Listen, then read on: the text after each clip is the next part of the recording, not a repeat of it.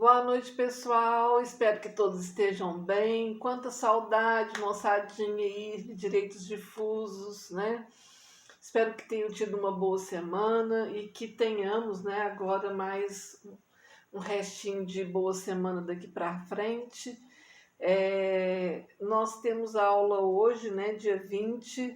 Depois nós temos aula dia 22 na sexta, em maio ainda, dia 27 e 29, e eu estou até comentando isso porque nós vamos fazer um trabalho que deve ser entregue até o dia 3 também pelo WhatsApp, conforme o outro, mas com uma modalidade diferente.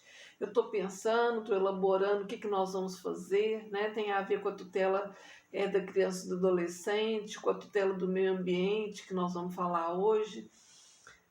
Já vamos fazer umas notas introdutórias, né, em relação aos princípios aplicáveis. E eu venho até dia 22, até sexta-feira, amanhã ou na sexta, com um áudio explicativo de como esse trabalho deve ser feito. Eu sei que ele vai valer 5 pontos já para o segundo bimestre, né? Mas eu estou acabando de pensar sobre ele, de elaborá-lo, tá? Então, esse áudio explicativo, podem ficar tranquilos que ele vem aí dizendo como que vocês devem fazer, tá?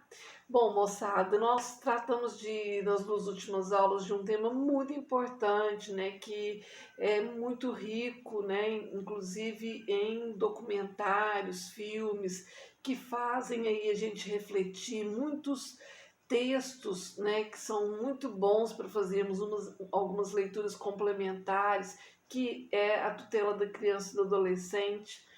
E qualquer coisa que vocês tiverem aí a mais que podem nos ajudar, né, nesses estudos, será de grande valia, viu?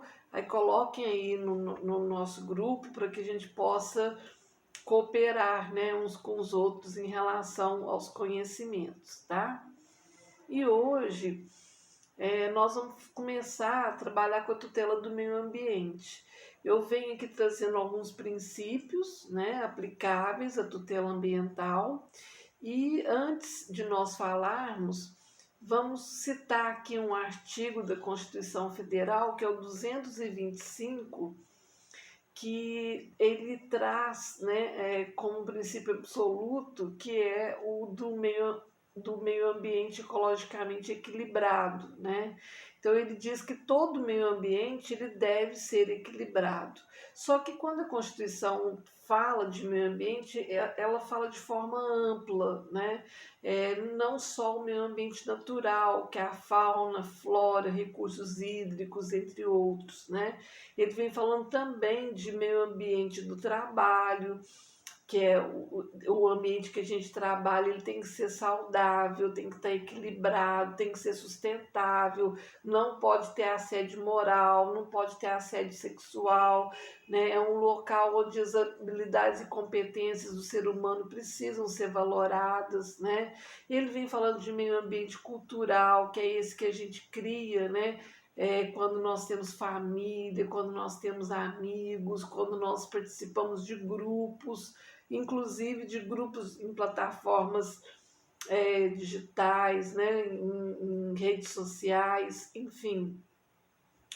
Então, ele não traz somente o meio ambiente natural como o meio ambiente que deve ser protegido, né? O meio ambiente natural é um dos, porque o sentido que a Constituição traz é um sentido amplo, né? De meio ambiente que tem as suas especificidades, tá? Que inclui aí, né, todas as demais espécies. Quando a gente fala, por exemplo, do meio ambiente da sala de aula, né?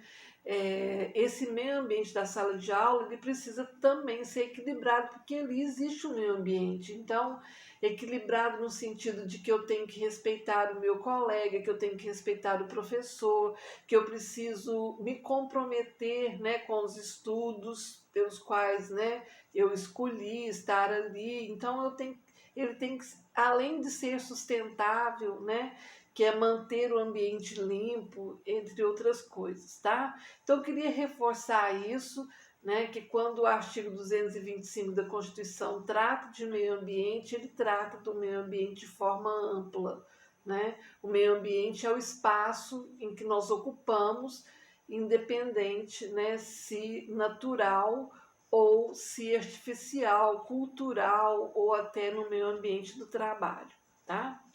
Bom, vamos falar um pouquinho sobre os princípios aplicáveis aí à tutela do meio ambiente, que é um direito difuso por excelência, né? O primeiro princípio é o princípio da precaução. Esse princípio, ele é um dos princípios basilares aí da tutela ambiental, né? E o que ele trata? Ele trata da necessidade de um estudo prévio de impacto ambiental, né? Para a instalação aí de uma obra ou uma atividade potencialmente causadora, né, de significativa degradação aí do meio ambiente. Então lembrem, né? Princípio da precaução está diretamente ligado a essa necessidade de fazer um estudo prévio do impacto ambiental. Qual é o impacto ambiental? Vamos fazer um estudo prévio sobre o impacto que o meio ambiente vai ter caso aí alguma obra, né, alguma atividade seja instalada e será causadora aí de degradação do meio ambiente, tá? E eu passo para o princípio da prevenção, porque, embora eles sejam diferentes, prevenção e precaução, eles são complementares, né? No princípio da prevenção, é a adoção de medidas para que sejam evitados os impactos ou os riscos cujas consequências já são conhecidas pela ciência. Então, lá na precaução, o que eu vou fazer? Eu vou fazer um estudo prévio, né, do impacto ambiental. E na prevenção eu já conheço, porque eu já fiz esse estudo científico, eu já conheço aí quais são os impactos ambientais, então eu vou adotar medidas, né, para que sejam evitados esses impactos, tá? Então, o princípio da prevenção, moçada, ele é diferente do princípio da precaução, né? Pois já existe aí um conhecimento científico, tá, sobre os impactos, né, da atividade que será realizada. A precaução, que foi o primeiro, né, ela visa evitar o risco potencial. Por isso que são feitos estudos prévios, científicos, né? E já a prevenção, o que ela visa evitar é o risco certo, porque ela já conhece, ela já tem conhecimento científico sobre os impactos ambientais. Então, ambas, né, têm como objetivo aí evitar o dano ambiental, né? Porém, não se confundem, elas se complementam, tá? Bom, o próximo princípio é o princípio do poluidor pagador. Bom, esse princípio ele consagra a responsabilidade pelo dano ambiental. Então ele impõe, né, para as fontes poluidoras as obrigações de incorporar aí em seus processos produtivos os custos, né, com prevenção, com controle, com reparação de impactos ambientais, com educação, né? Então é importante, né, não entender aí o poluidor pagador como uma mera precificação do dano ambiental. O que quer dizer isso? A ideia de pago, logo posso poluir, né, não pode ser aplicável, tá? Mas sim uma dimensão mais ampla, né, notadamente preventiva, que é: se poluir, terei de pagar, portanto, vou prevenir. Tá? Tem um artigo 14, lá do parágrafo 1º da Lei de Política Nacional do Meio Ambiente, que é uma lei de 81, 6.938, né? Ela diz que o poluidor ele é obrigado, independentemente da existência de culpa, aí nasce a responsabilidade objetiva, né, a indenizar ou reparar os danos causados ao meio ambiente e a terceiros, né, afetados aí por sua atividade. Então, moçada, quando a gente vê a sonoridade do princípio poluidor pagador, que me dá uma ideia primeira, né, de que se eu poluir, eu vou pagar, né? Se eu pago, então eu posso poluir.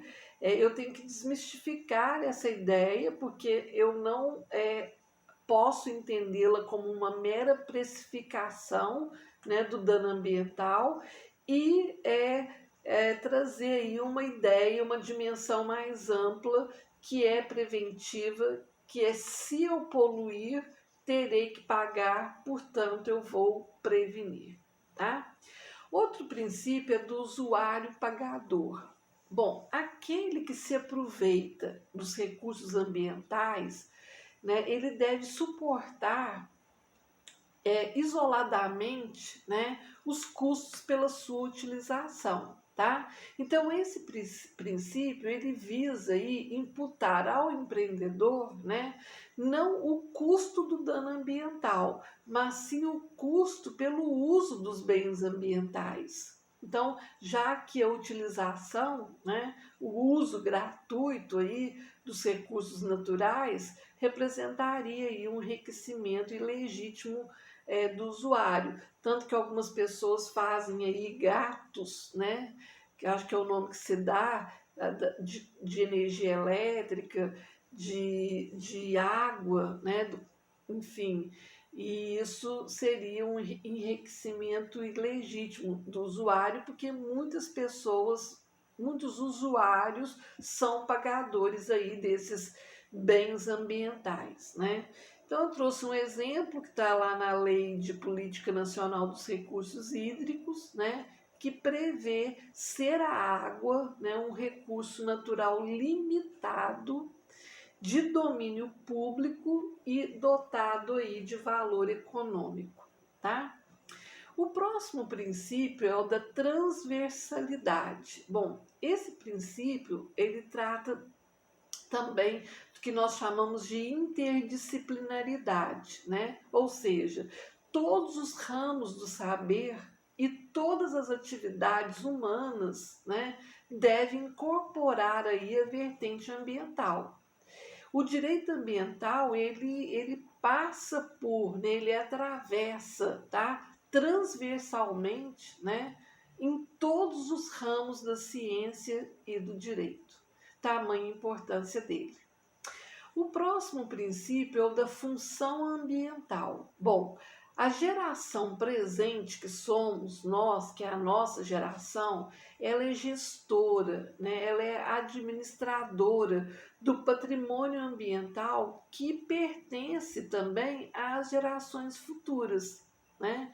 Então, a função social desse patrimônio ambiental tem também uma dimensão, né, de fim social, no sentido de que eu não devo pensar de forma individual para satisfazer, né, as minhas necessidades presentes, sem pensar aí nas gerações futuras que dependerão também desse meio ambiente equilibrado. O próximo princípio é o princípio do desenvolvimento sustentável, né? É o desenvolvimento, moçada, que satisfaz aí as necessidades presentes, né? Sem comprometer a capacidade das gerações futuras, né? De suprir aí as suas próprias necessidades. Então, isso é chamado de sustentabilidade, né? Ser sustentável é essa capacidade que nós temos, né, de, sem comprometer, né, a capacidade das gerações futuras, né, de suprirmos aí as nossas próprias necessidades. E é um direito humano por excelência, que é o direito ao futuro, né? A nossa geração precisa, né, utilizar aí dos recursos, dos bens ambientais de forma sustentável, né, ao ponto de que gerações futuras possam também utilizar desse meio ambiente. O próximo princípio é o do decrescimento sustentável, né? Surgiu a necessidade de adoção de um conceito mais protetivo ao meio ambiente, né? E também do ser humano. Então, é necessidade aí de políticas públicas, tá? Visando a redução do consumo, porque a gente sabe que o hiperconsumo, que é consumir além do necessário, ele traz danos aí ao meio ambiente, né? E nós vamos, vou pegar esse gancho para a gente poder falar um pouco no trabalho sobre essa questão do hiperconsumo, até de desmistificar a ideia, né? Nem sei se ela prevalece hoje, né, de que eu tenho que ter para ser, né? E eu não preciso ter coisas, consumo fora do normal, né, para ser ser humano, né? Então, o consumo consciente, o consumo sustentável, né, ele faz que o meio ambiente seja um meio ambiente equilibrado. Vamos falar disso no trabalho, vai ser um dos nossos temas, tá? Bom, o próximo princípio é o princípio da integração e da cooperação entre os povos. O dano ambiental, moçada, ele não encontra fronteiras, né? Todos os estados, eles devem ajudar os estados que sejam afetados. Então, todos os habitantes do planeta Terra, né, eles devem estar aí integrados e cooperando, né, pela manutenção da qualidade ecológica da Terra, tá? Qualidade de vida, né? Inclusive, eu faço aí uma correlação com o princípio da solidariedade, que é constitucional, que é a cooperação em que todas as pessoas devem ter umas com as outras para mantermos aí uma vida, né, com qualidade dentro de um meio ambiente que serve, né, a todas as pessoas do planeta Terra, tá? Um outro princípio é o princípio da intervenção ou defesa compulsória. É, Na apostila tem tudo isso, viu, moçada? O artigo 225 da Constituição, ele fala que o poder público e a sociedade, né, têm o dever aí de defender e de preservar o meio ambiente para as presentes e para as futuras gerações, tá? O princípio da participação é o melhor modo, né, aí de tratar as questões ambientais é com a participação de todos, conforme nós comentamos, né? Então decorre aí do dever constitucional, né, da coletividade defender o meio ambiente por meio de audiências públicas, por meio da criação de ONGs, de políticas públicas, de projetos visando o equilíbrio do meio ambiente, de organizações, entre outras, tá? O princípio da informação, tão importante quanto, né, que eu posso até dizer informação barra educação, né, é que não há como se falar aí em participação da sociedade se esta não possui aí acesso às informações necessárias, né? Cada indivíduo ele deve ter acesso adequado, tá, a informações que são relativas ao meio ambiente. E de que disponham, né, também aí as autoridades para uma consciência pública, né, sobre o tema, tá? E aí, eu, estando informado, eu automaticamente e naturalmente serei educado para um consumo sustentável, um meio ambiente equilibrado, né? E um consumo consciente, tá? Então, a informação é muito importante. Outro princípio é o da responsabilidade comum, porém diferenciada. Bom, o custo, né, na proteção ambiental, ele deve ser ponderado de acordo com a realidade econômica de cada país, que é aquela questão da igualdade material, né? Eu vou tratar de maneira desigual os diferentes países para igualá-los na proteção e na responsabilidade. Não há como se falar, né, de custo na proteção ambiental de um país de primeiro mundo para um país subdesenvolvido, né? Então, os trato de maneira aí desigual, né? Para que eu possa igualá-los aí na proteção, tá? E também na responsabilidade. O próximo princípio é o princípio do protetor recebedor, né? Esse princípio ele estimula sanções premiais. O que é isso? São normas que conferem prêmios, né, ao invés de punições para os que praticarem determinadas condutas. Então, são ai, moçada, são atos, né? Desculpa aí, são atos que são benéficos ao meio ambiente, né? Serviços ambientais, talvez fazer um projeto, uma propaganda que venha atender aí, né? Ao meio ambiente. Então, ao invés de punir, né? Eu trago algumas sanções que são prêmios, né? E que toda a sociedade, toda a coletividade acaba ganhando com isso, né? O próximo princípio é do direito à sadia qualidade de vida. Bom, encontra-se aí contemplado em diversos documentos de importância mundial, né?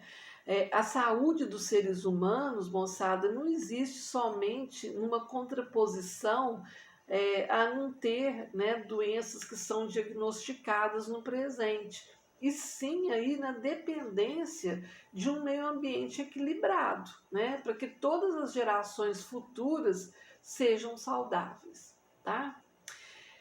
O princípio da responsabilidade, que ele é muito importante, a gente volta a falar sobre ele, né? Mas é aquele que causa o dano ambiental, ele deve responder nas esferas penal, civil e administrativa, né? O artigo 225, parágrafo 3º da Constituição diz: as condutas e atividades consideradas lesivas ao meio ambiente sujeitarão os infratores, pessoas físicas ou jurídicas, a sanções penais e administrativas, independentemente da obrigação de reparar os danos causados, que é a responsabilidade civil, tá? Então, aquele que causa o dano fica obrigado a repará-lo nas 3 esferas. E o princípio do respeito à identidade cultural, que eu trouxe aqui porque tem grande relevância, né? É um tema que está em voga, né? Que está em alta, que prega, né, que os povos indígenas e as suas comunidades desempenham um papel fundamental, né, na ordenação do meio ambiente e no desenvolvimento também, né, até por força dos seus conhecimentos e das suas práticas tradicionais. Então, nós não podemos esquecer disso, tá? Bom, moçada, hoje nós vamos ficar por aqui. Espero que vocês tenham aí uma boa noite, né? Sexta-feira nós nos encontramos novamente, mas eu quero ver se antes de sexta eu elaboro aí o trabalho para que a gente até possa falar um pouquinho dele na sexta-feira. Mas de qualquer forma eu vou mandar aí por um áudio explicativo de como e o que vocês vão fazer, tá?